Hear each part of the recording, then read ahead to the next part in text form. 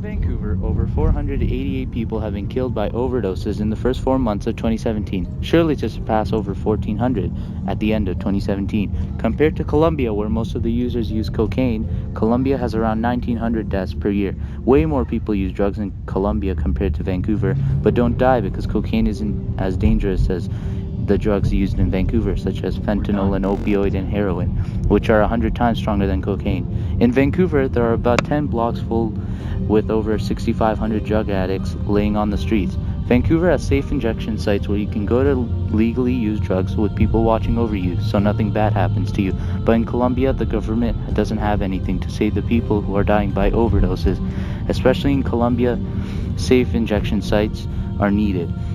These drugs are supplied obviously by drug dealers around Vancouver, and the ones who are actually selling these drugs are the kids, and the same goes for Colombia. Vancouver East Hastings is one of the most dangerous streets in BC because of the mass amount of drug addicts and criminals on the streets, and in the video you can see there was a person trying to hit our car, but luckily we escaped. In the video you can see how these drug addicts, criminals, and homeless people have made their own little society, and Hastings isn't the only place that has these problems.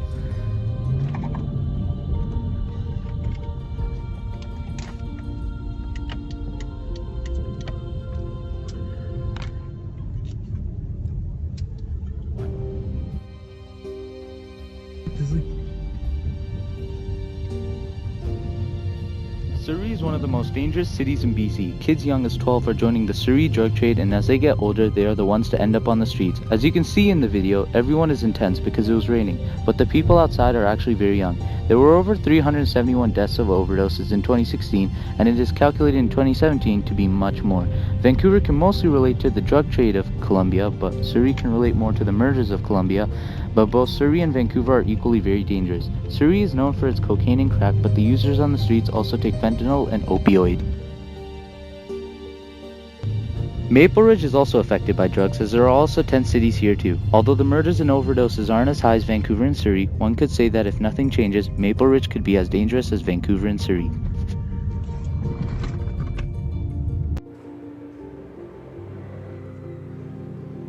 BC does have a big drug and murder problem, but not as big as Colombia. Every day in Colombia, a lot of people are being killed, kidnapped, and raped. In Vancouver, we don't have to deal with these kinds of problems, but kids as old as us are actually choosing to get into that lifestyle. Kids do not realize the many consequences that come with affiliating with the drug trade. These actions can cause you to get kidnapped, receive jail time, and even get killed.